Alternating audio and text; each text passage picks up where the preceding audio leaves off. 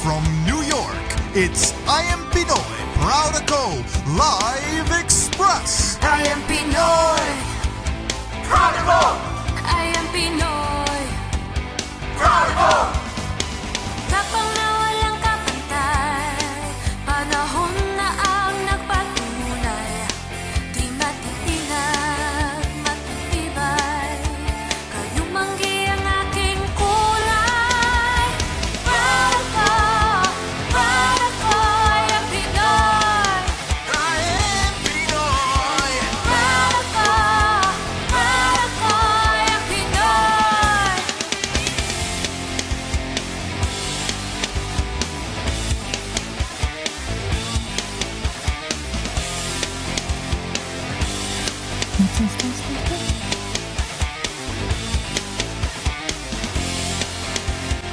Welcome to I Am Pinoy, proud ako. Ako po si Gail Banawis.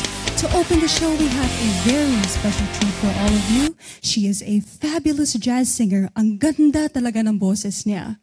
She is an international recording artist, and I would like to introduce Miss Lorna Cifra.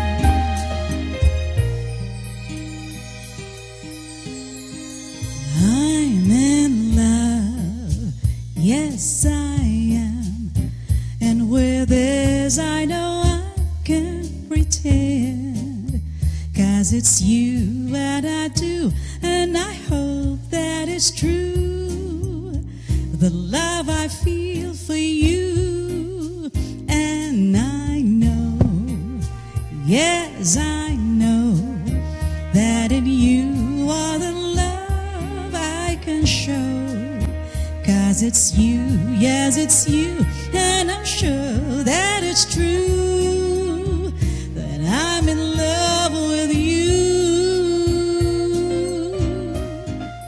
Oh, love is a feeling I can't seem to hide, and love is a thing without care won't survive.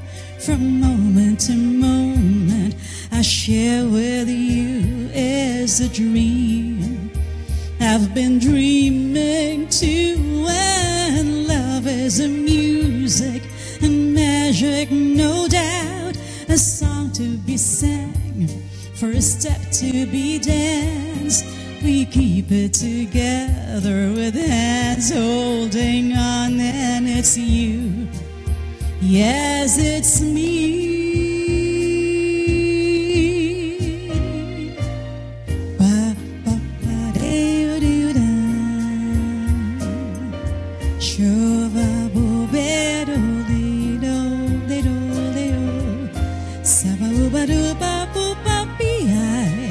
I'm in love, yes I am. You're a part of me that I can tell, 'cause it's deep as the sea and it's high as the sky, the love I feel for you. And I know, yes I know, that in you all the love I can show, 'cause it's you, yes it's you, and I'm sure that it's true. Yes, I'm in love with you. Oh, love is a feeling I can't seem to hide, and love is a thing without care won't survive.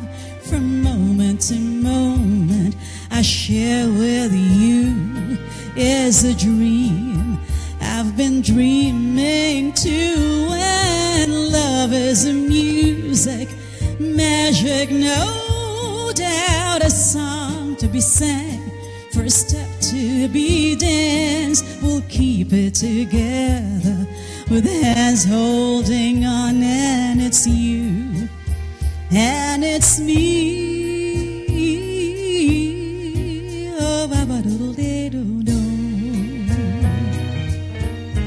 Boop ba boop ee ay. Boop dee dee dee dee dee. Shabba doo dee doo da. Sabba boop ba boop ba boop ba boop dee day. Oh, love is a feeling I can't seem to hide, and love is a thing without care won't survive.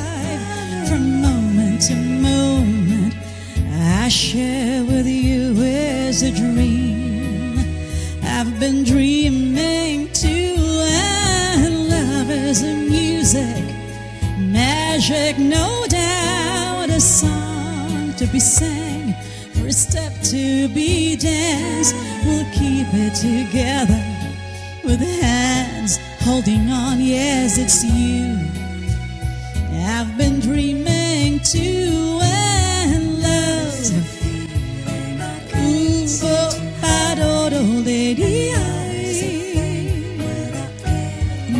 won't survive. I share with you. People, we don't lay it out. Music and measures. Ooh, it's a song to be danced. Oh, holding on, and it's you.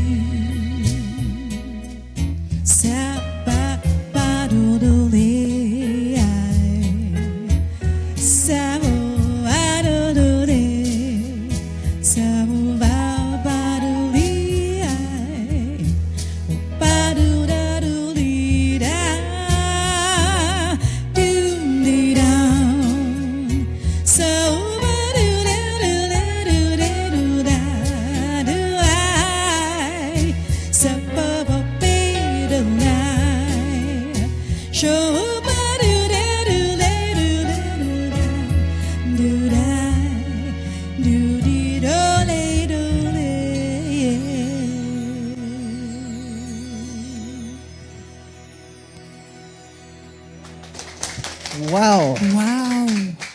What an amazing performance, Miss Thank Sifra. you. Thank Wow. you so much. Miss Lorna Sifra. Wow. Hello. I noticed that your Yes. instrumentalists are from Japan.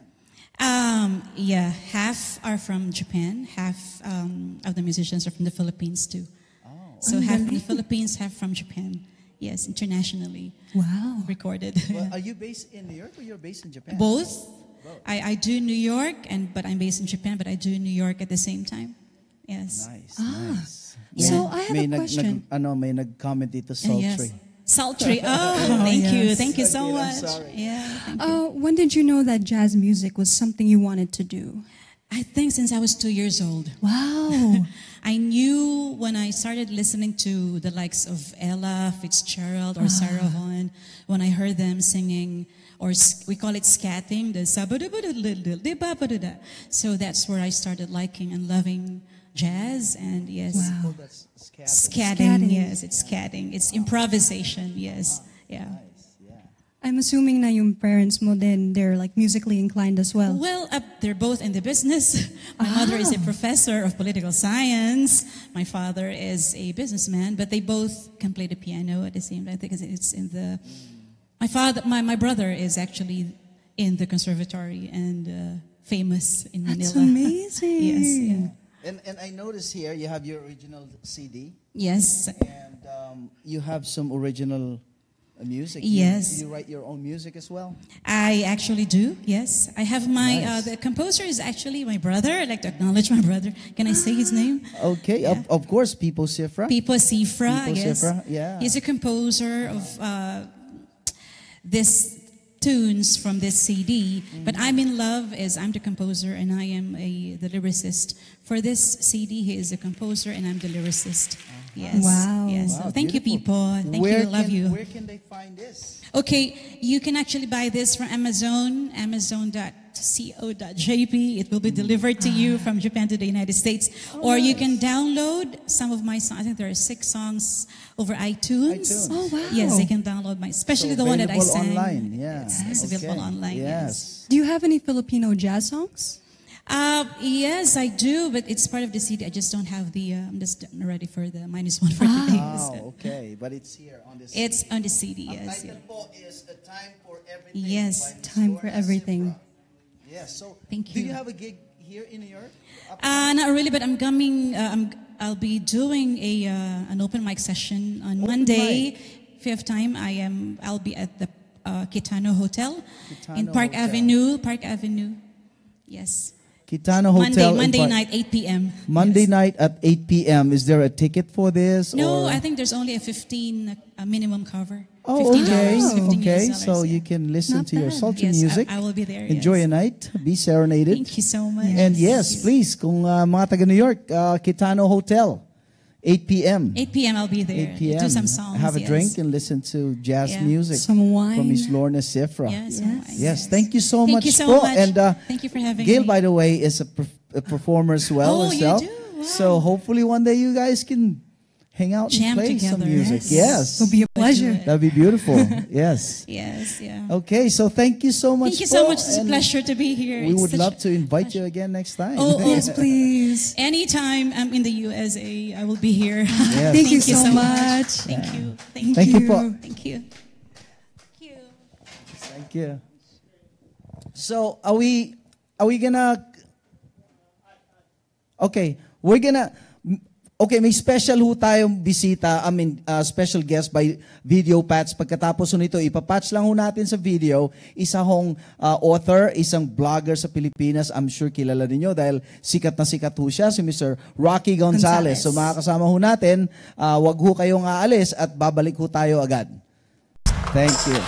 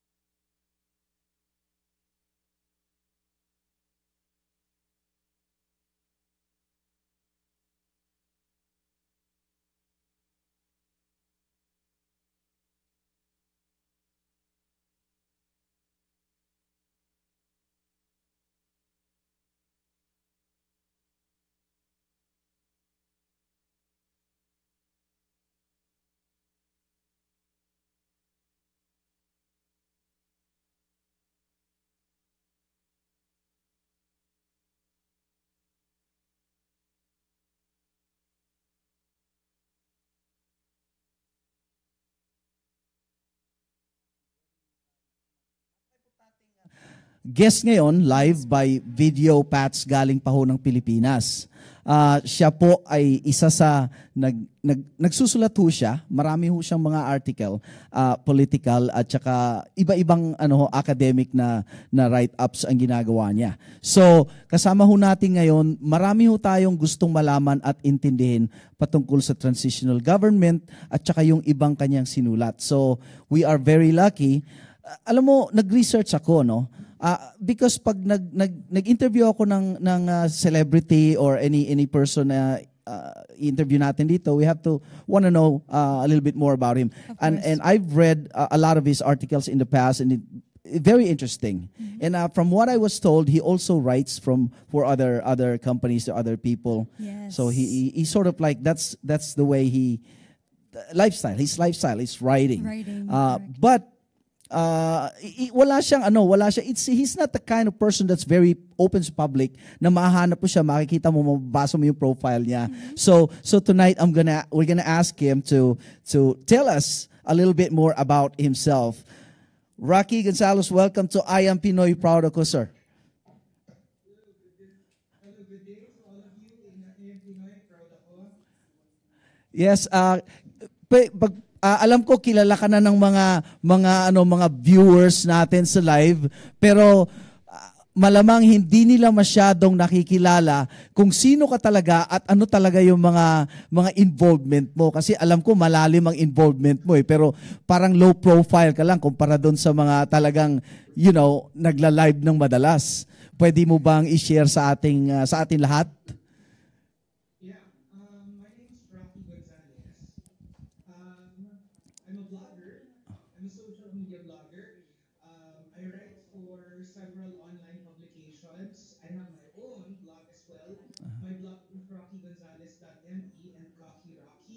Facebook. I also for Eva Column in Indonesia, Concept News Central. I also contribute for Huffington Post. Yeah, And I'm actually an academic writer. Yeah, I've read about your post sa Huffington. And meron kang mga relevant posts ngayon na very interesting at gusto rin namin maintindihan dahil yung mga mabibigat na mabibigat na write-ups ito and we're very happy and lucky na nandito ka ngayon, nabigyan nyo kami ng time. Alam ko it was tight on his schedule because you were supposed to go on a trip with your family. Sorry talaga at na-trap ka namin dito, but still here. Thank you at binagbigyan nyo kami. And thank you. Yung last natin na pinag-uusapan ngayon is yung federalism. Now, we understood the federalism is hindi agad-agad nangyayari yon. There has to be some kind of transition from the unitary. And I was talking to Gail about it, and sabi ko, Gail, this is a good timing that we will learn really in-depth knowledge. Tapos yung layman terms na maintindihan natin, hindi yung mga lawyers jargons. Yes, I know. Right? So pwede mo bang i-share sa atin about yung transitional government na sinulat mo? And I know you are one of the principals spearheading the RevGov, correct? Yes. Taglish natin para mas marami makaunawa sa atin. Yes, please. What we are ang ginagawa kasi po natin ay sinusulong natin ang transitional government. Yes. Ito po ay extra constitutional measure. Anong ibig sabihin nito?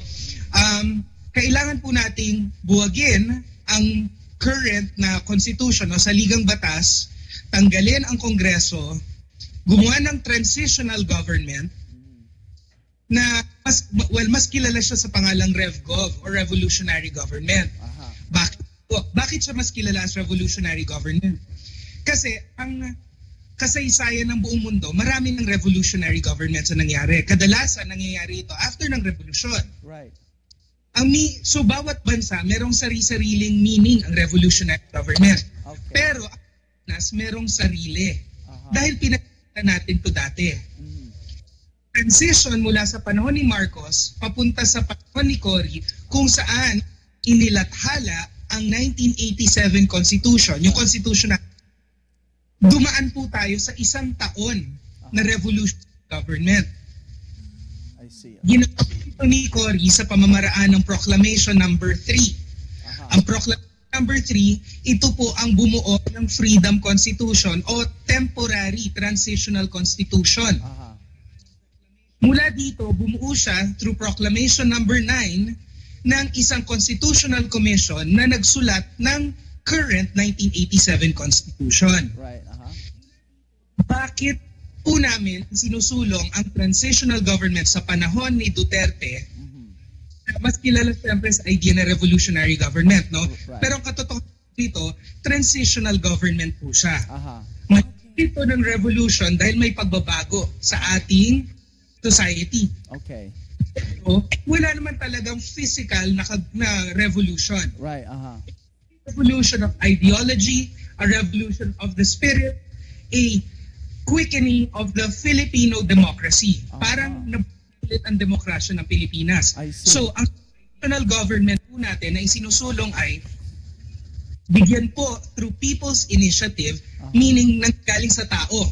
Hindi si Pangulong Duterte ang magsulong nito. Kailangan sa Pilipino, sa karaniwang tao, i-gather natin ang ating support sa kanya at i-offer sa kanya ang revolutionary powers. I see, okay. Bakit po kailangan sa atin ang gagaling? Dahil kasi ang gusto po natin mangyari sa transitional government na ito ay, una, baguhin ang napakamaproblema na 1987 Constitution na napakaraming butas at napakamaraming mali. Yes, I agree. It is a product of trauma, a widow's trauma that re-empowered the oligarchy. At ang pangalawang dahilan kung bakit gusto natin ng transitional government is to fast-track a shift or yung pag-move natin to a federal parliamentary republic. Okay. Ngayon maraming tatanong sa akin, bakit kailangan ng transitional government? Wala na bang constitutional measures or pamamaraan sa loob ng saligang batas natin para magawa itong mga ito? Right, Ang sagot ko dyan ay, kung meron, edi nagawa na dati. Hindi ba? So walang willingness na gawin. Walang willingness ang legislative body natin, ang Kongreso at Senado. Bakit? Dahil pag nag-move tayo sa federal parliamentary system, wala ng Kongreso at wala ng Senado. Wala ng trabaho, wala na silang kapangyarihan, at wala na silang pera. Okay. So para mong tinutulak ang isang kotse sideways kontra sa tubo ng andar nilang natural. Right, Bakit kami ngayon nagsusulong ito? Dahil meron tayong Pangulong Duterte. Kung kanino buong-buo ang tiwala ng Pilipino. Buong-buo ang tiwala ko sa kanya na kaya niya tayong dalhin sa isang federal parliamentary system, republic, at baguhin ang napaka-problemadong 1987 Constitution. Kung iba ang nakaupo ngayon, kung minalat tayo at nakaupo ngayon si Rojas o kung sino mang, baka unang-una ako sa kalye para labanan ang revolutionary government. Okay. Pero ngunit si Presidente Duterte ang nakaupo ngayon, kaya namunguna para ipaglaban na ibigay sa ito. Dahil ang tiwala namin sa kanya ay buo. Walang kulang. Mula nung nag-umpisa siya tumakbo hanggang sa ngayon. Naniniwala buo loob namin na kaya niya at bukal sa kalooban niyang baguhin ang Pilipinas para sa karaniwang tao. I see. So para ma-push ito, so initiative ng mga tao. Correct? Ngayon, halimbawa, ang presidente, hindi niya choice ito, hindi niya, ang tao ang magpupush nito sa kanya. Ngayon, halimbawa, sabi ng Pangulo, ayoko. Ano kaya ang what will be the next move? Ipupush pa rin natin. Hindi po ba nangyari na to sa atin? Ilang ulit na nating pinilit ang Pangulo tumakbo at ilang ulit niyang tinanggit. Alam mo, nakakatuwa nga dito kasi I am an academic, but my actual stronghold in academics is literature. World literature. I'm a higher level English literature specialist. This this exact moment in history is a repetition of Julius Caesar. Ilang beses inoffer kay Caesar at the Lupercal ang pagiging emperor at hinidian niya. Okay. Eksakto, parang umuulit lang, di ba? I see, Kaya yes. ikukuha ko nga si Caesar dito ay ikukuha Shakespeare dito, ang sabi ng Shakespeare. Pero babaguhin ko ng konti para maging Duterte. Here is Duterte. When comes such another? Oportunidad natin magbago. Papalampasin pa ba natin ito ngayon? Yes. So, do you have a question, Gail? This is a lot for me. Yeah, I know it's very hard to digest. Anyway, so moving on with that, merong pinag-uusapan ngayon yung federalism na the version. What I was told, merong dalawa. Can you clarify this, Rocky, for us? Yung pinupush nila is, one is a slow transition into it. Okay. So, na presidential system pa rin. Kasi federal parliamentary system would be federal government with a prime minister, wala ng president. Okay. And then na presidential system pa rin. Kasi yun yung full, yung immediate transition to federal parliamentary, which I'm pero meron rin yung slow transition or easing into it, which is federal presidential system or presidential parliamentary, which is what America is using. I see. Pa rin. Okay. So we don't want to pattern it sa Amerika, correct? I don't want to pattern it after sa Amerika. Because as once we revolutionary government. Yeah. I keep saying this in all of my writings. If we want to be a Singapore, we need to have a Lee Kuan Yew. Yes. And here, we have a Duterte in We have a Malacanang. Duterte, yes. I waste this opportunity. Here is a Duterte when comes such another. Right. I doubt na magkakaroon ulit tayo. Yes. Now, ang movement natin ngayon na ginagawa ninyo initiative and we are very supportive of it. What kind of critical mass do we have a target number para talagang ma-impluwensya natin yung pangulo natin? You know, the reality of it is, all it takes is one. Diba? All it takes is one. One genuine, sincere person. Diba? Because we are a republic. Ang kiniklaim nila, let me just go reference history, right? The EDSA Revolution 1 wasn't even 10% of the republic that deposed Marcos. It's such a small percent. So, if we are talking in terms of number, we have the numbers because all it takes is a movement. Right. A group of people who will push for this. Okay. I just want to clarify one thing. I feel I may have been remiss. I may have not been able to explain this a little bit kanina. Why does People's Initiative?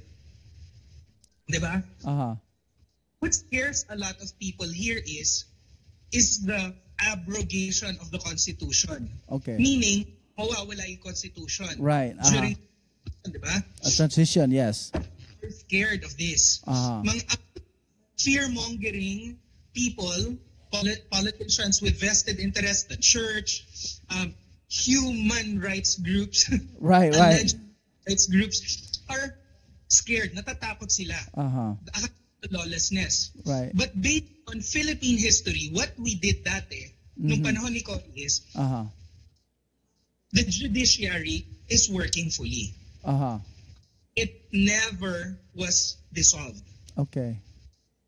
And since it is People's Initiative, it is up to the people to draft a transitional constitution that we are all comfortable with. Okay. Tayo susulat nito at i-offer natin, ito po ang gusto namin. Tatanggapin lang ng Pangulo yan eh. Okay. Constitution gusto namin nangyayari habang sa panahon. Kailangan all human rights are preserved. Kailangan law is upheld. All of these things. Tayo naman na magda-draft nito eh. So why is there fear? Unless you have vested interests to continue the systemic and systematic corruption that is destroying the country.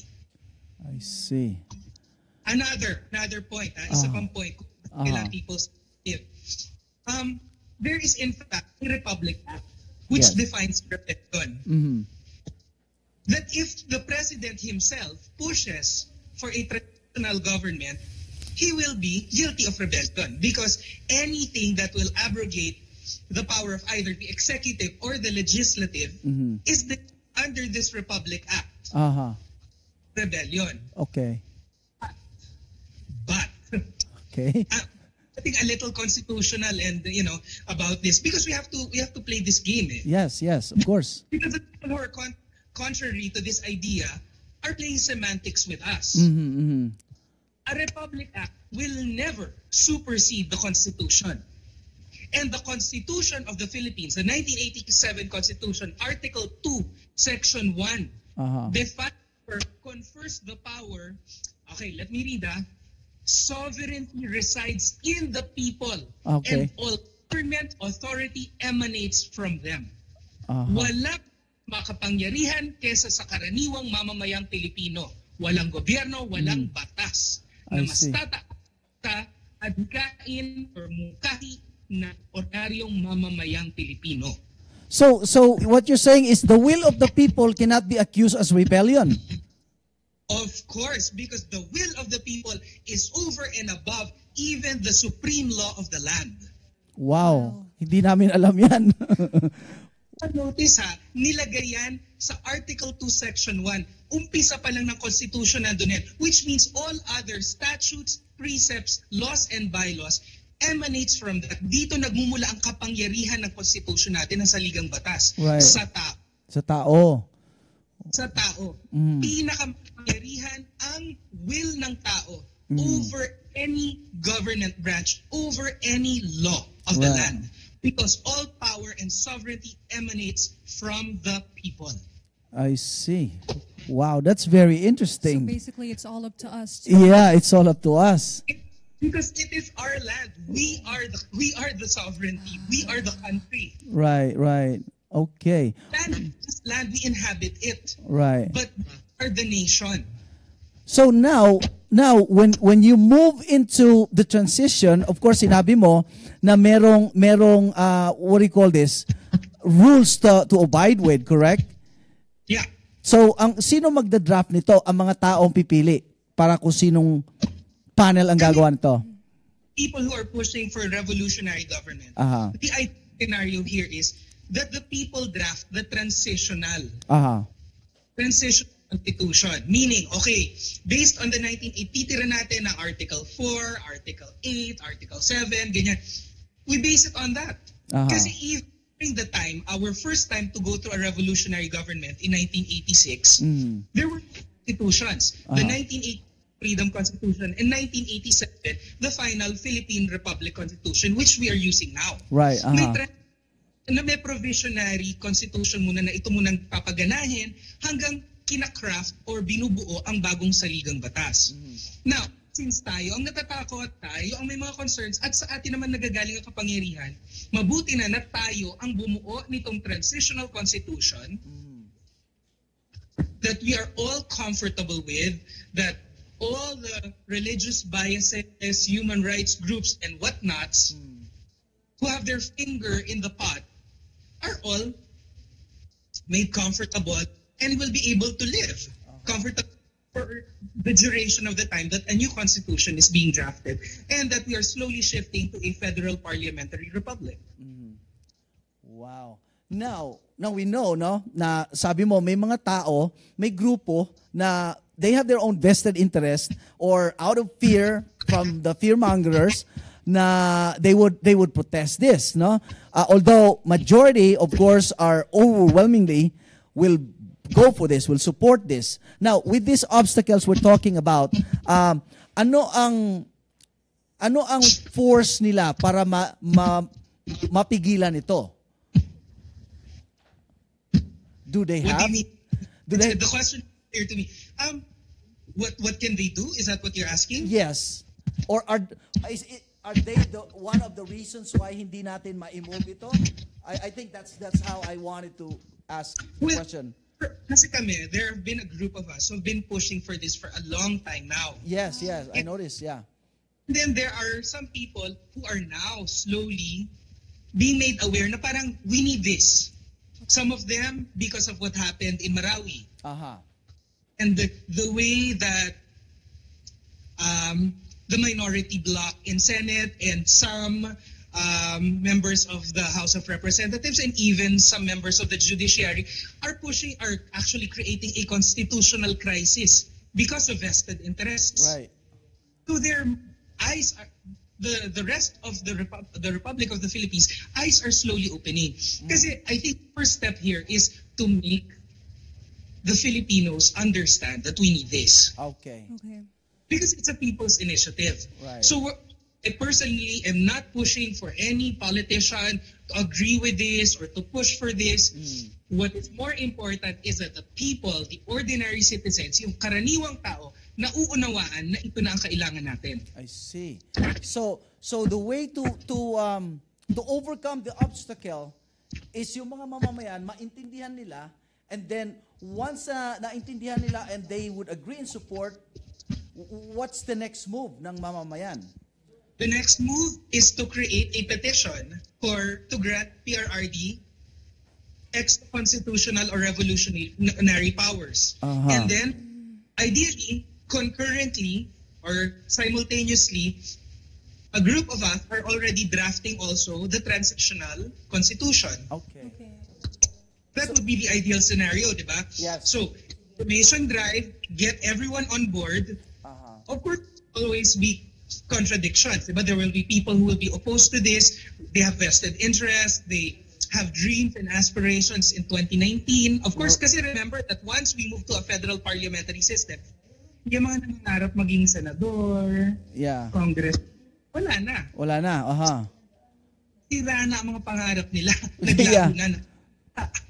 Yes. So, we have to be careful with these people. To me, kami sa grupo namin who have no designs for positions in government or power, we are just after a safe, progressive Republic of the Philippines that will finally take its place among the global community.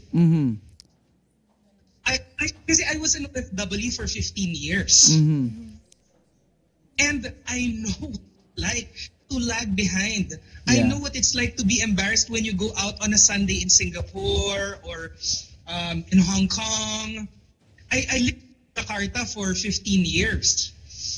I quit my job to be on the ground, to be a quiet supporter and a writer for the Duterte administration and for progress in the Philippines. I have no plans of anything related to being in government and whatnot. All I want is for other people like me who want to be in the Philippines to have a chance to live here, have gainful employment, to feel secure in our homes, which I now do, which I now feel. Growing up, kasi I'm from Ateneo and then UP Diliman. Ateneo and UP Diliman. Grew up, never took public transportation. But now, I feel confident taking the MRT at night. Why? Because Duterte is in Malacanang. Yeah. That's true. Yeah, that's true.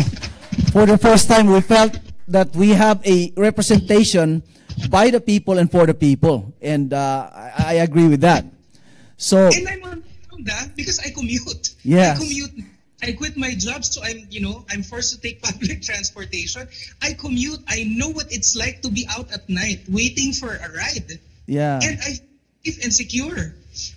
Of course, we can do with a little more MRT units. Kasi syempre, alam nyo naman na mali yung mga in-order nung huling gobyerno. Yes. Kami siksikan. But then again, when I'm in Bangkok, ganun din naman kapuno ang MRT. Ganun din naman kasikip sa loob. So, it feels okay. It feels all right. Even during rush hour in Singapore, where my mom lived for 14 years, ganun din naman pag rush hour, punuan din naman. Yeah. Natural in progressive nations. Right, even here. Yeah, even here. Yes. Yeah. It, any time of the day. Mhm. Kasi, Diyos ko, pag naglakad naman ako doon, parang stand out ako talaga. Di ba? Or dati natatakot ako sa ganyan, yung parang baka mas-snatchan ako, or what not.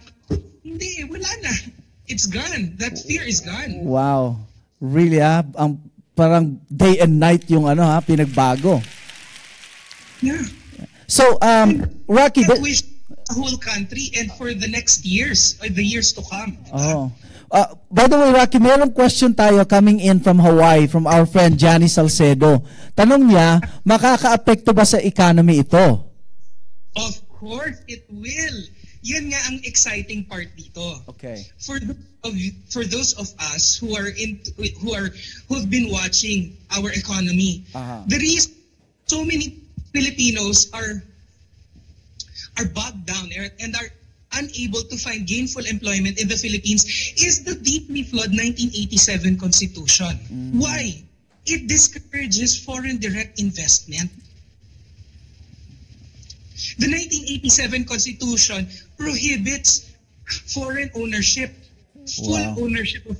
I mean, on paper it sounds wonderful because we are pro-Philippines, kaya kailangan maximum ownership nila is 40%. Right. But because of that, ang daming ayaw mag-invest sa bansa at because of that, naghihirap ang mga Pilipino and because of that, ang mga oligarchs lang who have the 40% and are willing to shell out 40% are the ones who get rich. Wow. Yeah, that's true. Poor actually get poorer and poorer. Yeah. The 87 Constitution is fully responsible for the poverty. Mhm. Yeah, and Because it's foreign direct investment. So as soon as we abrogate the current 1987 Constitution, redraft and craft a new Constitution and remove this restriction, eh ngayon pala nga, ang projection na ng Forbes magazine, this is the fastest growing economy under Duterte, 10%, di ba? Yes. Prediction ng Forbes magazine. Right. More, pag natanggal na yung problematic clause within our Constitution. Wow, it seems very exciting, right? Currently, 60-40 ang percentages. 60 Filipino ownership, maximum 40% lang. Right. And then if they want to move out, they have to be bringing out that 40%. Wow. So it really discourages foreign direct investment. So can you imagine when foreign investors feel more confident that their money will be secure and will be protected when they enter the Philippines, what is to stop from investing in the country and investing in the future of Filipinos who are looking for jobs? Yeah. And these jobs that Filipinos are occupying abroad. Right, correct. Kaya kampante yung Pangulo natin. Yeah. From their families for the same jobs that could have been planted on Philippine soil. Yeah, that's true. Yeah, I agree. Kaya kampante yung Pangulo natin, sabi niya, hopefully in the next 5 years, yung mga nasa OFWs na mga nagtatrabaho sa ibang bansa, makabalik ng Pilipinas and have a gainful, meaningful job sa Pilipinas. So I was wondering, because social media is like the main way to share information now and to like gain insight for everybody. My website ba or video or something na pwede namin i-share sa ating mga kababayan so that they know about the vision, future vision of the RevGov for the Philippines, so that we're all aware. For revolutionary government, most of us who are pushing for revolutionary government are at the hashtag RevGov now or RevGov na. So if you click on the hashtag, it will lead you to a copious amount of articles that all of us have written on it. I just encountered one this morning, but it hasn't been updated since April 8th. I am pro RevGov. And then of course, allied to that is the federal parliamentary system. Orion Perez is passionately pushing for that, and his page is Correct Movement. Correct Movement. Correct Movement. Ito na very focused on federalism. Federalism kay Orion Perez. I've heard him talk about that on his video blog, which is very interesting. Now, question: do you have to present this to the Senate, to the Congress, or you don't need to, as long as the people will rally behind? We present it to the president, and all he needs to do is say yes or no. Oh, that's all. So we really have it's from the people being able to convince the president. It's effective. Actually, effectively, what it's saying is, can you, if we imagine it in terms of symbolism or imagery, imagine it as the Philippine people uniting and being the sovereign power and saying, you, President Duterte, we want you to start a transitional government now. And we are telling you, Senate, that we are dissolving. Actually, the people saying all of this. Right. It is us. It is taking back our power. The ordinary citizens stand up and tell the country that we are the power here. We are the authority here. You, all of you are just tools, instruments of the power that emanates from us. We're telling you what we want. We want President Duterte to head a transitional government that will craft a new constitution. We are telling him that we want him to dissolve Senate and Congress, which has been for the longest time against the will of the people. Yes. Which is napaka-victory considering they're called the House of Representatives. No? Yeah, very ironic. Very ironic, I agree, yeah. So, knowing na ang presidente natin is really pushing for federalism, I think this is the best way to move on to federalism. It is, because it emanates from us. Even if we don't abrogate the Constitution already tells us the power is ours. Right. We have to exercise it. No presidential decrees will supersede the Constitution because the Constitution is the supreme law of the land. Wow. And the Constitution emanates from the people. From the people. So, wow, we need to convince the president. So, and it doesn't, we're not like looking for a certain critical mass number. All we need is the nod of the president. All we need is a group of people willing to draft this transitional constitution, stand up to convince the president. So now, my question is, with you mentioning that, meron na kayong, I would imagine, meron na kayong mga tao that you could trust, that could put together what's necessary. We have whom to call on. Kasi with me, I want people, I want to be inclusive. Even people from the opposition should be present so that they're represented by this. Yes. Because we want an inclusive government. Diba? Right. We can hide it because, of course, it presents a very myopic view of the Philippines. It's all about me, my needs. We need a holistic approach to this. Everyone must be represented here, even the ones that we hate and don't like. Should have is still their country too, which is what I love about the president and what a lot of his supporters sometimes feel disillusioned about, because what they are forgetting is that the president is the president even of the people who hate him. Okay. So he protects even their rights. Yes. And being that I fully support Duterte, I'm of the same belief that it should be a representation of the whole country, even the ones that I hate and dislike and disdain. Everyone should be represented and heard because they represent the whole country. Now, what is happening now is I know that some of my friends are already going around the country and informing people on what the transitional government is all about. Because even if they don't stand up and be heard, at least they will not oppose it, and at least they understand that this is what our country needs right now. I see. Because of course, if we predicate the condition to, let's say, Maslow's pyramid, hierarchy of need, di ba? Right. Yung mga ang pinagkakaabalahan ay humanap ng makakain sa pang-araw-araw nilang pamumuhay, hindi naman nila iniisip itong mga ideolohiya eh. So kailangan matranslate sa kanila na ang buhay gagaan, ang ekonomiya bubuti. At ang kinabukasan nyo, bubuti rin. At saka nakita natin yan, yung mga tao, they trust, like us. We trust you guys. Kasi alam namin, nakita namin yung passion ninyo.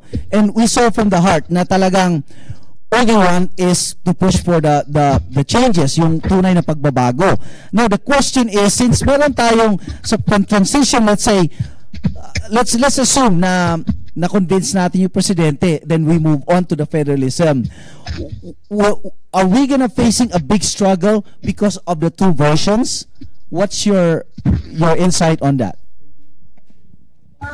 Ultimately kasi, the two versions is immediate shift to federal parliamentary. Even ako, who is pro this, syempre may fear din ako. Dahil kasi ibig sabihin nun, wala na si Duterte. Dahil Prime Minister na eh. Di ba? But, if the president is confident, and he said, di ba, as soon as we have a federal parliamentary system, I'm going to give...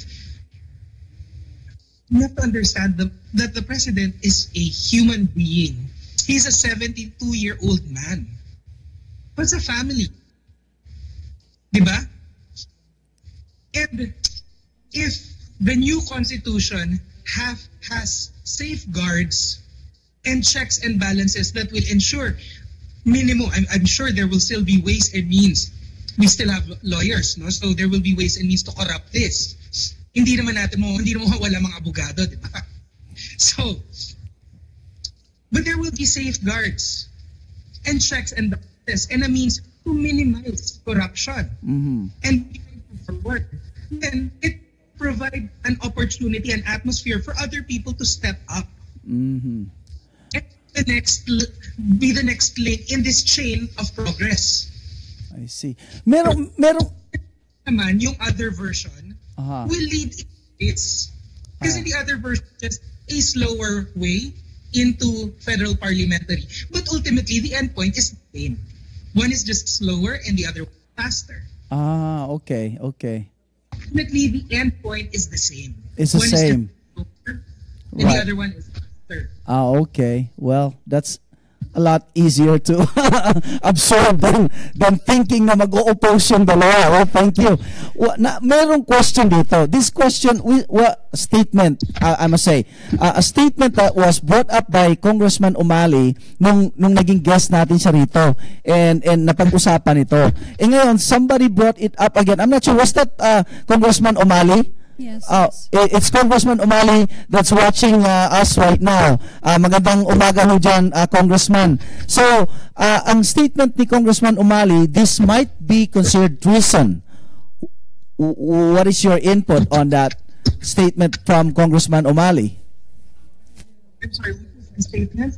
Ang sabi niya, ang Red Gov might be treason, right? Yun ang ano niya. Yun ang statement ni Congressman Umali. Again, I go back to yung pinag-usapan natin ng umpisa, di ba? Definitions of treason, definitions of rebellion, definitions of coup d'etat are not defined by the Constitution. These are in our revised penal code and in presidential decrees and Republic Act. The Constitution is the supreme law of the land. Lahat ng mga iba na will contradict it will fall and falter and fail in comparison because the Constitution is the supreme law of the land.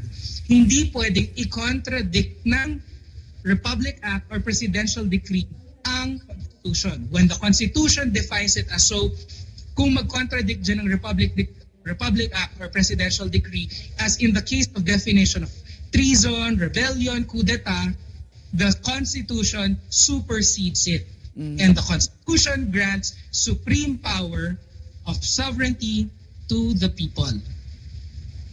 Wow, ayan ha. Well, Congressman Umali, when he was here, you asked him, right?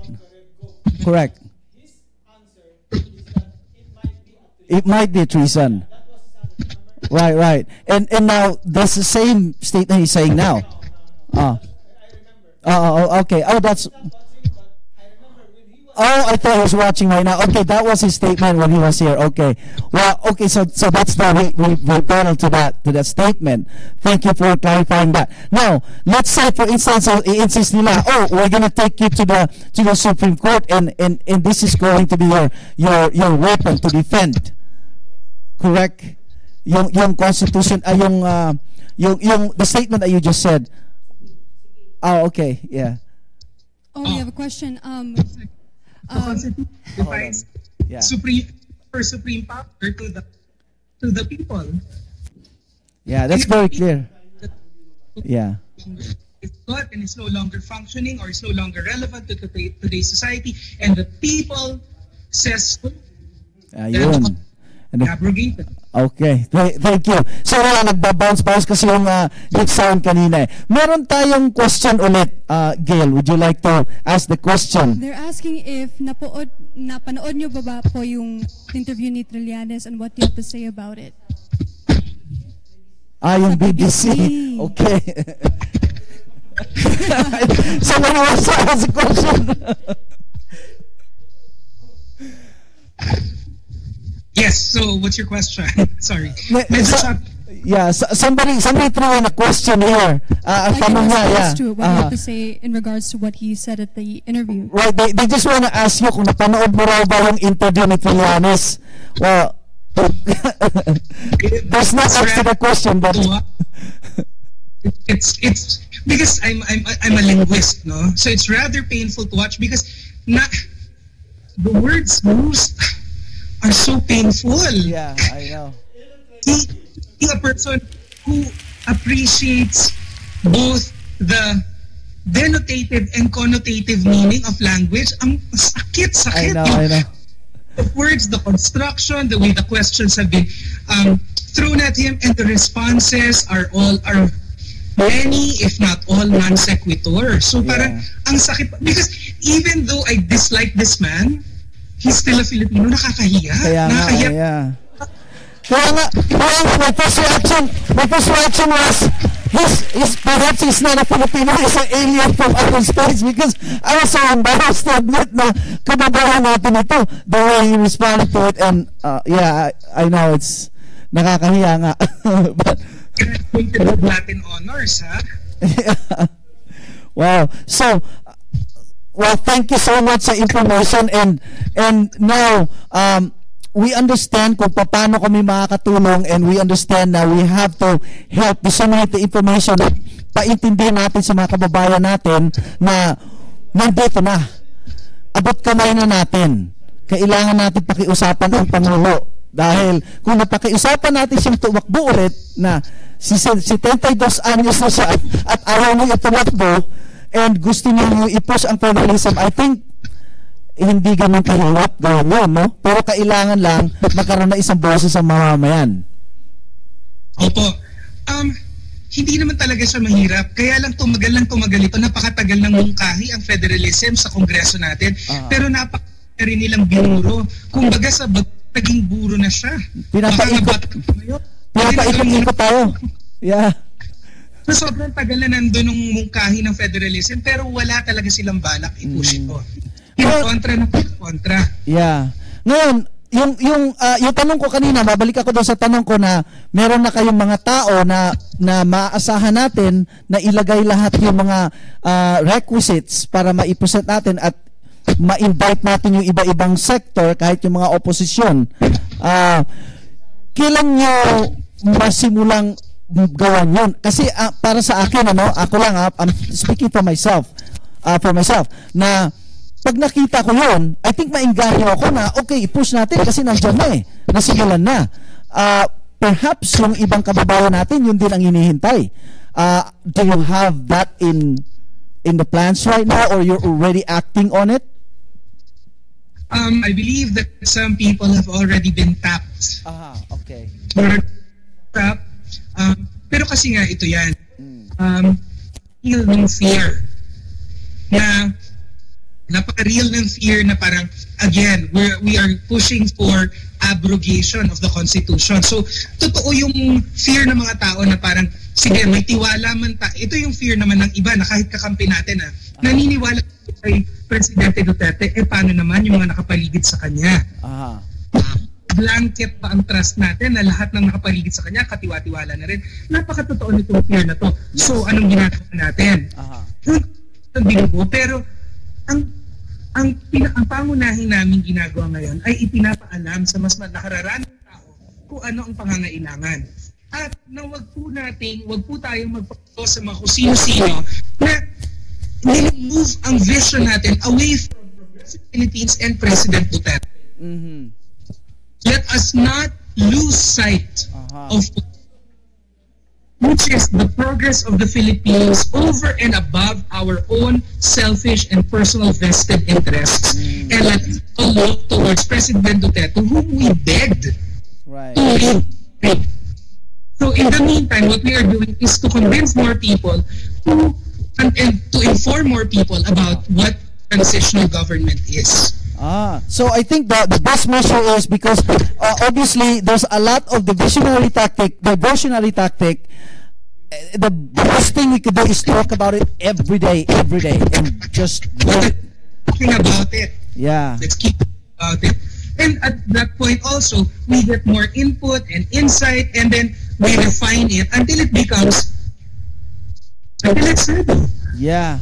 Well, maasahan nyo kami dyan at we're gonna pull some information sa website na binanggit mo and we're gonna start talking. Actually, we started talking about it months ago. But you're right, nawawala tayo sa focus because there's so much going around na nakakalimutan natin and until to the point na pag-uusapan naman, and I'm so happy na napag-usapan natin ito ngayon, na-revive yung it's more clear now. Dahil last time, it wasn't too clear, tapos nandiyan pa yung statement ni Umali na, oh, wow, okay, what's up with that, no? So ngayon that I'm very confident that I heard from your statement coming from the Constitution na this is really the right thing to do. Thank you. Gail, do you have more questions in mind? Si Gail kasi parang na-overwhelmed siya ngayon, ano? She's very young, pero I'm so happy na si Gail put her interest para maintindihan ito. Dahil sabi nga namin, kailangan natin yung demographics mo na makaintindi nito. Yeah.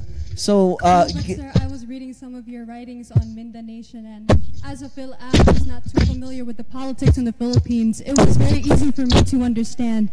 And I love your writing style and I love your voice, so just thank you for everything that you're doing. Yeah. I mean, with all the information he has, we could spend the entire day and not cover everything. Not be able to cover everything. But we wanted to talk a little more on some of his writings because we're clear with the Red Gov and we're very convinced, and I think we could do our part in supporting it and helping it move from one step to the next. Meron pa bang time ng konti about sa expropriation? Do you still have a little time to talk about just a touch base?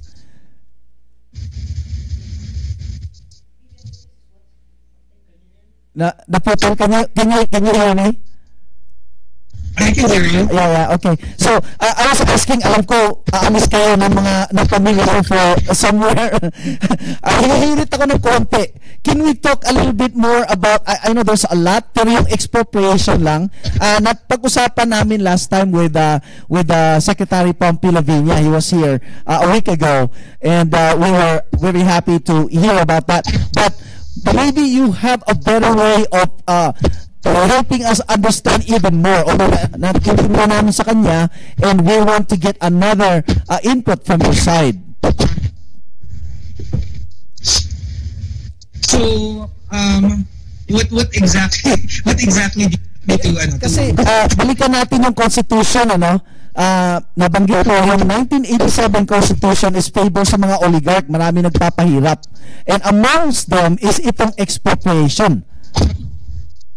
Actually, what's so interesting is, di ba, nabuhay itong issue ng expropriation sa tulong ni Secretary Pompey Lavinia. I was invited to one of his press briefings regarding yung the ongoing battle between SSS and the National Grid Corporation. Right.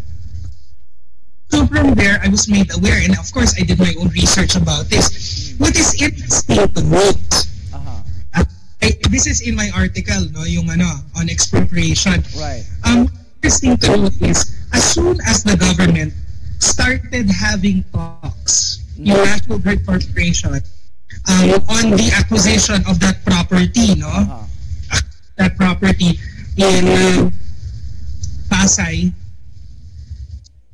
the Pinoy administration released a Republic Act that already defined expropriation. The National Grid Corporation, through as a government-owned corporation, to actually acquire the land. Was there. Sa murang halaga. Murang halaga. Yeah. Ang nakakainis nga dito is, meron ng existing law that prevents them from acquiring it. Kasi the expropriation is supposed to be government acquiring privately owned land. Right. The problem here is that this is a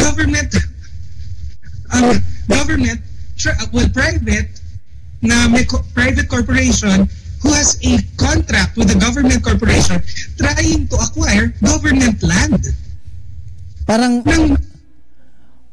lulutuin tayo sa sarili mantika. Ito ang problema natin.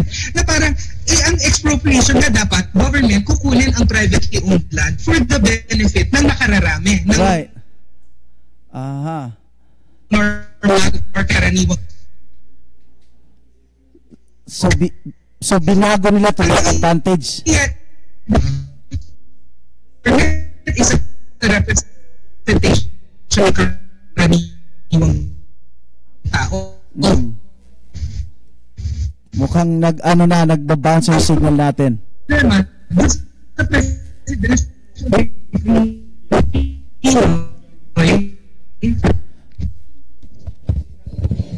Sandali na po at yung signal natin medyo nag-choppy yung nag-choppy yung audio. Okay. Narinig niyo po? Narinig niyo kami? Sorry, naputol yung last explanation niyo sa expropriation dahil yung audio medyo nag-bounce. Pwedeng pakibalikan yon, please? Yeah. Nasa tulong ni Secretary Lavinia na reveal sa atin. Ang expropriation is supposed to be ang gobyerno na representante ng karaniwang tao, di ba? Correct. Ang gobyerno, ibilihin sa fair value na halaga ang isang privately owned land. Yes. Ganun dapat. Ang problema natin, ang National Grid Corporation, which is privately owned, na may kontrata lang sa gobyerno natin, binibili lupa ng gobyerno ng palugi. Yeah. Ngayon, bakit gano'n? Dahil kasi ang nangyayari, ang malulugi dito, ang karaniwang tao.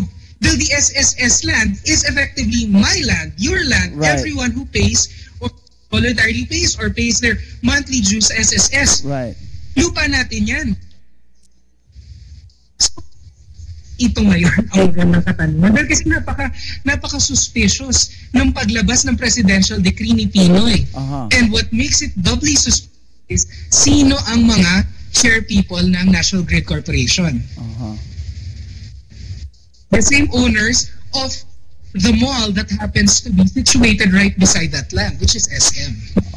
So yun ang mas kaduda-duda. Yes. Prime location lang para magtayo ng ng grid. Yeah. At saka sa tabi ng dagat. Right. Wow. So the intention is highly suspicious. It's highly suspicious. Yeah, wow. Diba? You know, itong expropriation, I never heard of this word before until nabasa ko yung article mo at saka yung kay Sir Pompilo Villa, and sabi ko kasi dito I think they used the term here parang right of way or no eminent domain ng government. It's similar, right? Yeah, eminent domain is that the right of the government supersedes the right of private individuals, because the presumption here is that the government represents the sovereign will of the people and the welfare of the land, di ba? Whereas ang nangyayari ngayon, parang there is a perversion of expropriation. Dahil kasi instead na ang government ang bumibili ng privately owned land para makabuti at makagaan sa buhay ng karaniwang mamamayan, isang privately owned corporation, which is National Grid, with a contract sa isa nating government-owned corporations, ngayon, pili government land. So, nang palugi pa. Yeah. So, double nalugi ang Pilipino. So in other words, binago nila yung interpretation parang mafiosi style. Para magamit nila to their advantage. Wow. Wow, kaya really we have to change the constitution. They're really napakadaming problema ng constitution, pati na lang rin yung mga government employees na yung holdover employees who are corrupt, hindi natin matanggal dahil pinaprotektahan ng constitution. Right. Di ba nga si Pangulong Duterte, he asked everyone, courtesy resignation kayong lahat. Yeah. And then wait for reappointment. Protected sila ng civil service. What is this? Whatever that is. Them. Yeah, wow. Ang ligaya. Wow. So, ayan, mga kababayan, it's very clear, ano? We have the power para baguhin ito, ang mismong ginawa nila na mapang-api sa atin, and it's very oppressive. At I think ito yung kumbaga very subtle kasi hindi natin naintindihan. Ngayon naintindihan natin, grabe pala ang ginawa nito para nagpahirap sa atin sa bayan. Ideological slavery ang nangyari sa atin mula noong 1986. Wow. Pinaramdam sa atin ng oligarchy that we have no power in government, na sila lang. A few of them have a say on how the country is being run and how our resources are to be used. The ordinary Filipino feels disenfranchised and disempowered. Wow. The voice is oppressed by those in power, not just by those in government and political power, but even by our church. Is this what you term dereliction of duty? It points to that, right? Kasi instead na gawin nila yung dapat nilang gawin, what they voted for and trusted for by the people, tinraidor nila tayo. The irony of being to be called House of Representatives when they only represent their own vested interests. Right, yes. Wow. Teka, merong question dito. Go ahead, Gail. It is now time to declare Yeah. Galing kay Vivian Velez, it is now time to declare a revolutionary government in order to implement changes in our flawed bureaucracy systems. It is high time to give President Duterte a hand in fixing a government that has deprived the Filipino people for the longest time. Ito yung senior ni Ms. Vivian Velez. Pabasa natin ulit. Thank you so much, Ma'am Vivian, for sharing your insight, and we want to read it again for the viewers to hear. It is now time to declare a revolutionary government in order to implement changes in our flawed bureaucracy systems. It is high time to give the President Duterte a hand in fixing a government that has deprived the Filipino people for the longest time. Wow. As long as we understood na we are not in rebellion or treason, I think we must do this. And yes, thank you so much sa information na nakuha natin ngayon. It made it very clear. We did get information noon, and it was interesting information, pero ngayon you help us really understand kung ano ito, and empower us to be able to also share na para maintindihan ng mga tao na walang dapat ikatakot. At saka pangalawa, kailangan natin gawin. Pangatlo, nasa kamay natin ang karapatan para i-move ito. Kasi di ba, the government, their power. So unless we are going through an identity crisis, the government should be favoring us. Yes. So transitional government is what we want. Yeah. And we believe in Duterte. So we push for it now. We push for a better future. We push to abrogate the deeply flawed 1987 Constitution that favors only the 1% of the population. 1% has been dictating the future of the other 99 for such a long time, since 1987. Walang hiya na tayo. We have been disempowered, disenfranchised since 1987 by this Constitution that favors only the 1%. And it is high time, now that we have found our voice, we have found a man to rally behind. Yes. We have found one who is for us. Yes. And entirely.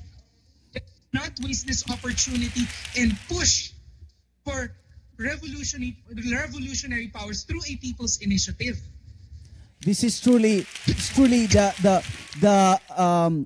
agreeable to the statement na this is a government by the people and for the people.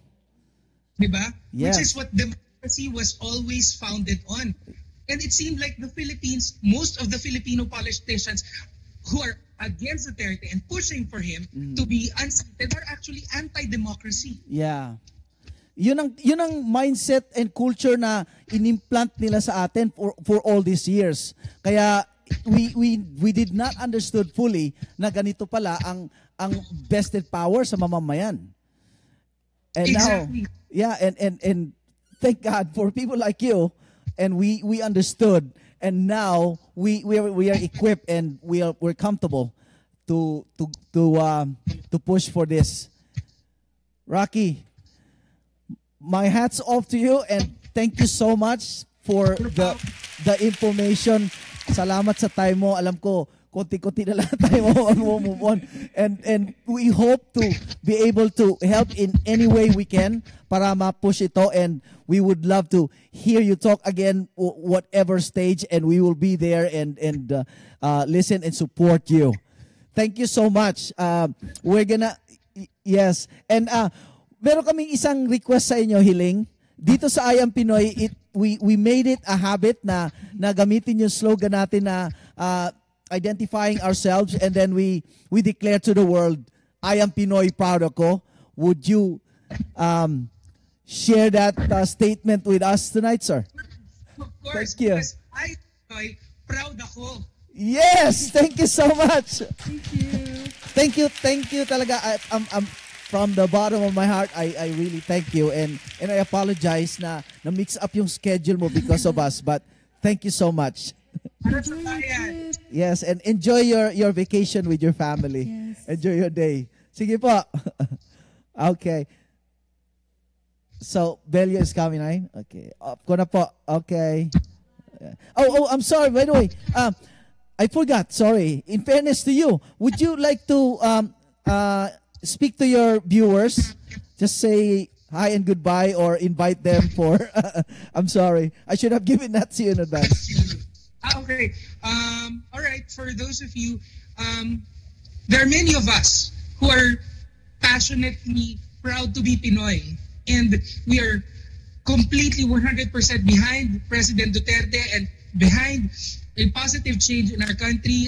My name is Rocky Gonzalez. If you want to follow me or my writing, just type Kaki Rocky. It will lead you to not just my Facebook page, but also my columns in Mindanation, Concept News Central, and even in Rocky Gonzalez. And you can find also my previous articles in Huffington Post. Ayan. And my Yan. Oh, mga kababayan, Kaki Rocky Gonzalez, marami kayong matututunan sa mga nasulat niya na articles, at saka talagang you're gonna be educated, informed, at hindi kayo matatakot. So, ulitin ho namin, itong transitional government, kailangan ho para makamove tayo sa federalism. Wala tayong dapat ikatakot at yung konstitusyon nasa panig ho natin. At meron na ho tayong mapagkakatiwalaang grupo na mailalagay ang mga necessary requisites para maprotektahan ang rights ng lahat, pati na yung opposition. Tama po ba? Thank you so much po. Okay, have a good day. Okay, so oh yeah, so we're gonna patch, right? Thank you, Gay. So we're gonna do the flexibilization, contractualization.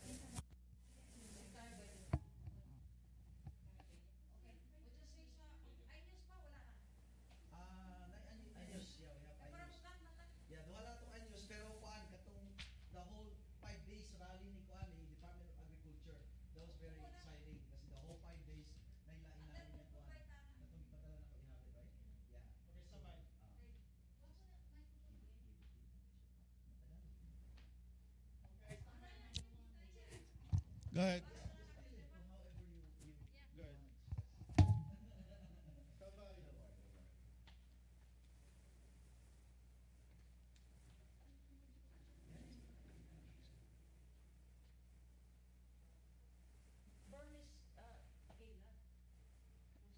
Dako tingog eh. Kaya ang sige daw. Walay sound. Wala. Okay,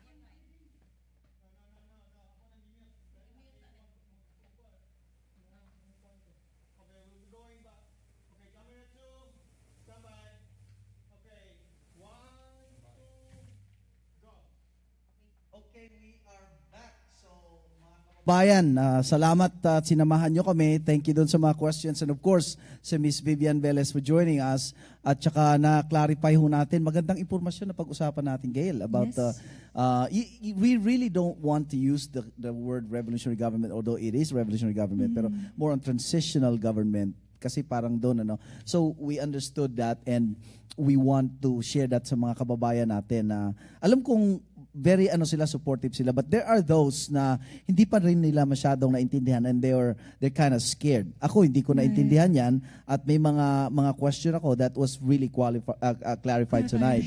And from that information na nakuha natin, we're confident na makipag-usap sa mga tao na why kailangan natin ito. So that was very good and really it was a treasure of information from Rocky himself. Absolutely. Ang galing. I was very impressed. So anyway, we were supposed to patch with Secretary Bello ng Department of Labor. Unfortunately, nagkaroon tayo ng problema ng pag-connect sa kanya. So, siya? Papasok siya in 10 minutes?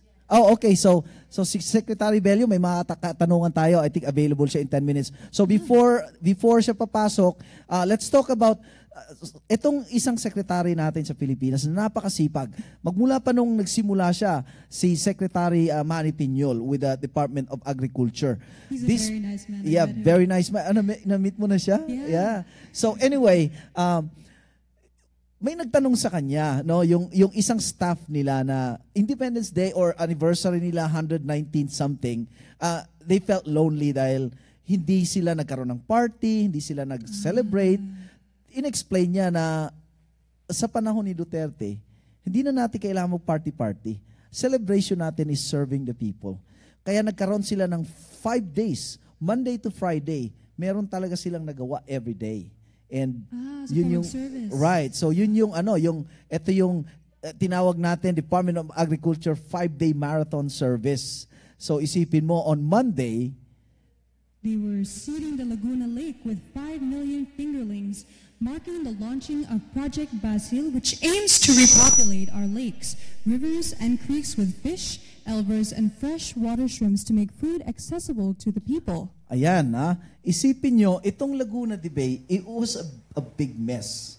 Kaya pinaano to ni DNR, yung hindi na-confirm na secretary, si Miss Gina Lopez or Secretary Gina Lopez, pinalinis niya ito. Dahil it's a big source of food sa public. Okay. Yung mga fish. Ngayon, they're putting 5 million fingerlings. You can just imagine ilang pamilya ang mafe-feed niyan. Right. So that's one active accomplishment for poverty alleviation and tsaka hunger. Correct. Right? And then on Tuesday, in connection to that, nasa Bataan sila and what they do. Bataan Cold Storage, an ice plant for farmers, and the fisher folks also conducted a farmers forum. So bakit nila ginawa ito? Ganito kasi mga fishermen. I was involved with the fishing industry when I was in the Philippines. Napakalaking gastos pagka nakahuli ka ng isda. Yung mga fishermen natin, pag pumapalaot sila, yung mga malalaking vessels, they pumapalaot sila araw yan, mga ilang araw, sometimes weeks. Wow. So they have their own ice storage para lagyan ng isda na nahuli. And then pagbalik nila sa inland, instead na ibiyahe mo agad yan, highly perishable items yan eh. Right. So instead na ibiyahe mo agad yan na kailangan merong storage facility, it's very expensive. Yung ice cold facilities. Right. So now ang ating gobyerno nagtayo sila para sa mga fishers. So, ang laking tulong nito. Yung mga tao na hindi involved sa fishing industry, walang experience, they might not be able to appreciate it. Pero yung mga experience sa fishing business, this is a ton of help.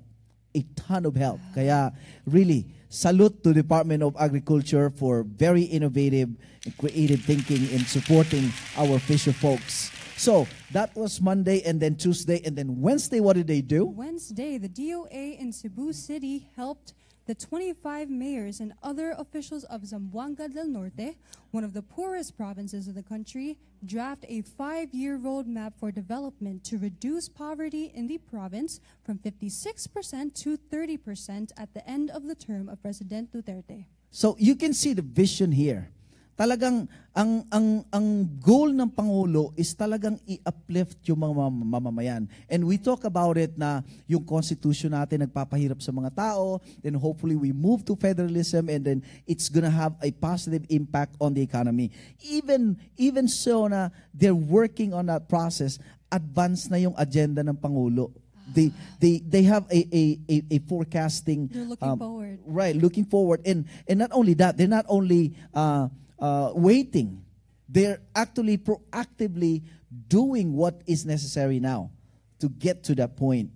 And that's, sa alam naman natin, well, you're still young, but me, I was there, I've been there, and I've seen it. And ngayon lang ako nakakita ng ganito kagrabing pagbabago in such a short time, in a year time. Not even a year. Yeah. So, that was Wednesday. And on Thursday, kasi 5-day marathon ito, the whole week, Oh, sorry. So, on Thursday, nasa Friday na tayo. Thursday na tayo, yeah, no? On Thursday, they were in Surigao City to meet with hundreds of farmers and fisher folks who, for the first time, had the opportunity of airing and sharing their woes and dreams to the top officials of their department. So now, looking back to their focus here, mga fisher folks, kasi one of the a big source of livelihood na mga mahihirap sa atin is itong pangingisda. Now what happened is they're unfairly treated, and I was one of those guilty people. Kasi I don't go out fishing sa laot, but I make money off of the hard work of these people. Kasi pagbaba nila doon, ako yung middleman nag-capitalize ako, bibiling ko yung isda nila para i-resell ko at a higher fee, a higher price. So, now, wala silang choice, kundi yung mga trader na katulad sa akin is, we call the shots for the price. Although, some of them, may mga broker sila that calls the shots. A lot of times, nasasabotahe sila ng mga traders. Kasi, yun nga, hindi sila well-informed. So now, these are measures to educate them and protect them. That's great. So this is really, really good for this group of people. So mga fishers natin. So that was Thursday. And then Friday was the 119th anniversary of our department, and they launched in Malimono, Surigao del Norte, the Production Loan Easy Access, also known as the PLEA program, which will allow poor farmers and fisher folks access to credit without the required collateral and high interest rates. Yeah, so now we're talking about protecting them and now and providing for them with this storage facility, and now bibigyan pa sila ng capital. Amazing. So you could just imagine, the help na binibigay sa kanila ngayon.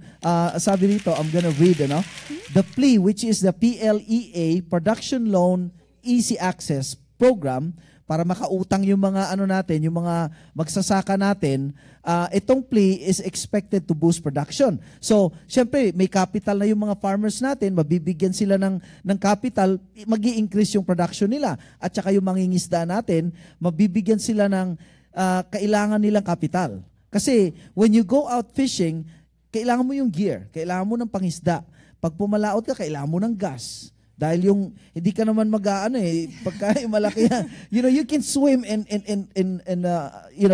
catch a fish. Malalaki ito. So may capital ito kailangan.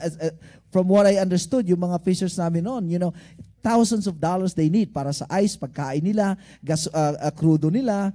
Marami silang kailangan. So ito yung so yung gobyerno natin naintindihan yung pangangailangan nila.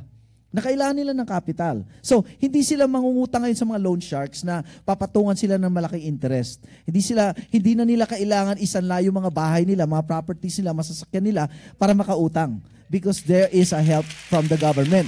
So, yun ang tawag nila, Production Loan Easy Access. So, ito yung goal para ma-reduce ang national poverty galing sa 26% to only 15% at the end of the term. That's a big difference. Yeah. So the PLEA program is expected to change things in the countryside and sustain agriculture and fisheries sector growth, registered 5.28 in the first quarter. Now, why is this very important, very significant?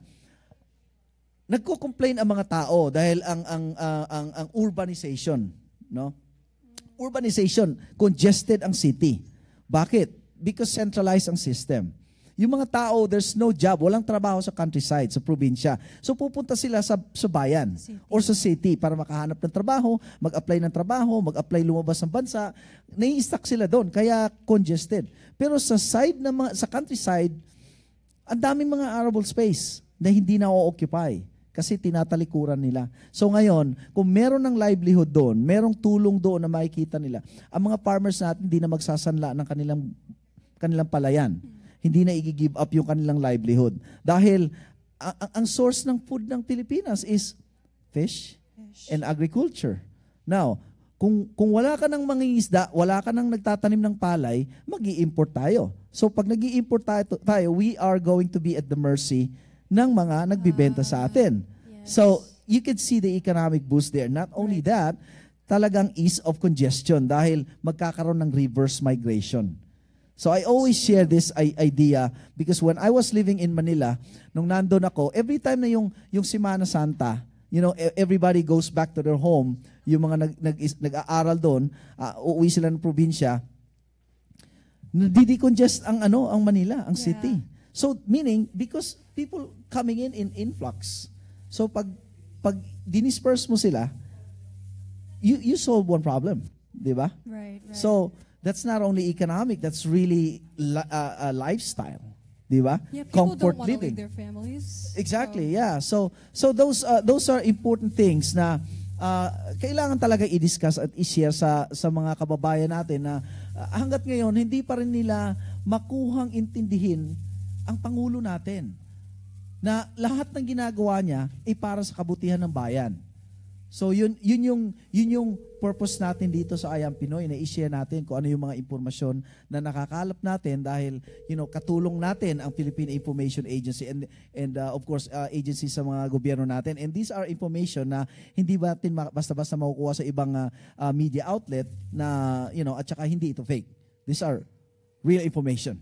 Right? So, thank you so much, Gail, at na-share natin yan. Now, there's one information kasi, of course, nagkakagulo pa rin sa Marawi, meron pa rin doon. So, merong report. It's not confirmed, but they will verify it na meron daw, kasi napag-usapan na yung invasion, na merong Malaysian terrorist Right. na pumasok. So, yun ang ngayon. It's a long story pero wag na nating basahin lahat. Pero that was a statement from presidential spokesperson Abella, Secretary Abella, na meron nakapasok. Although dininay daw yan ng Malaysian authorities. It's a professor kasi ito eh. Ano ba sabi niya? A former Malaysian University professor who later turned into a jihadi and received training in Afghanistan, si Mahmoud, appeared in a video showing terrorist leaders. So yun yung nila, no? So there is a justification. Bakit pinush yung Because there is invasion. Bakit pinush yung martial law? So anyway, there's always reason when our government does something now, there's always a reason and always a good reason for the people to protect the rights of the people. So yun po yun. So anyway, Gail, from what I was told, the Secretary Bello will be able to come in. Okay. So anyway, yeah. Well, it's been a night and it's been a very interesting day. Kausapin natin ang ating mga viewers na kasama natin. And then we will end the night. Hindi ko mabuksan yung aking Oops, nawala yung aking webpage. But anyway, maraming salamat ho sa mga kababayan natin, mga ka-DDS natin na nakasama natin ngayon dito sa I Am Pinoy Proud Ako at na nabahigian natin ng ating mga impormasyon at saka nakapanayam natin sa ating mga importanteng bagay na pag-usapan. Ang I Am Pinoy Proud Ako ay patuloy hong magbibigay sa inyo ng impormasyon at patuloy hong maghahanap ng magandang impormasyon o resource speaker ng mga tao na makakapagbigay sa atin, makakapag-explain sa atin sa mga katanungang kailangan ng kasagutan na tama at hindi peke. Kaya eto ho, nandito tayo sa I Am Pinoy Proud Ako. At of course, gusto kong magpasalamat dahil gumagaan ang aking trabaho linggo-linggo dahil kay Gail. Nagtutulungan kami ni Gail and I'm your student. I'm learning from you. no, si Gail is doing great. Yes. So, at saka pasalamat din tayo sa ating performer, si Lorna Sifra. And, okay. Nagbibiro na. Bago tayo, okay, so, eto naman, wala, okay. Anyway, pasalamat tayo sa mga sorry hindi na namin nabasa yung mga pangalan ninyo dahil medyo nawala tayo sa signal. Anyway, gusto ko lang i-greet yung mga kaibigan ng mami ko sa Robinson Cybergate po sa Davao. Nanonood sila sa atin. Maraming salamat. Si Miss O yata yung head nila dyan, So, salamat to at napapanood nyo kami at sinasamahan nyo kami rito. Regards sa inyong lahat dyan at maraming salamat po. At saka of course, sa lahat ng mga ka-DDS natin sa iba't ibang panig ng mundo, maraming salamat sa inyong lahat. Of course, yung ating kasama ngayon sa studio, dahil kung wala sila Gail, hindi tayo maiilawan ngayon dito. Hindi tayo lilitaw sa camera. Or magla-live. Of course, si Gail, we have pasalamat tayo kay Mr. Rodel Gayon. He is our cameraman. Thank you, sir. He is an electrician. Kagagaling lang yan ng Florida. Oh, wow. Yeah. Si Mr. John Emperado. Of course, yeah. Si Miss Linda, si Rina, si Marge. Guess daw natin yan. Si Lot, yeah, si Joan. Si Madam Toastmaster. Thank you, si Nicole. Yes. Guys, let's show to them who are the people behind. Thank you, thank you. Yes. Yes. Oh, si Pong, ating director, of course. Yes. Woo! Kaya inanyayahan namin lahat to. Kailangan parati ho tayong proud.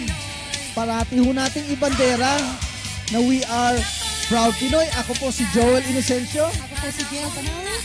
At ang ating team kasama natin ngayon, we are Pinoy and we are proud of it. I am Pinoy. Proud ako.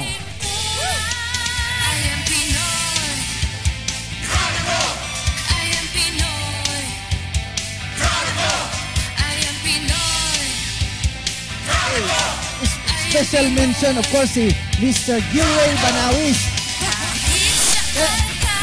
Gusto ko hiwalay para talagang marinig yung pangalan. Ay, nagtago na tuloy. Kanyang sweetheart, si Miss Janet Banawis. Yes. Sila ang mga parents ni Gail, very supportive parents si Gail. Papasalamat to kami sa kanila. Dahil kung hindi yun sa kanila, walang magta-try kay Gail dito. Thank you.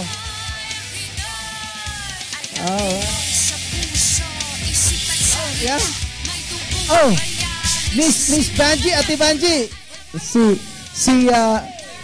Miss Digang, we're on our way. Naku, atakihin natin yung yung kanyang kubol. Oh, party pala tayo.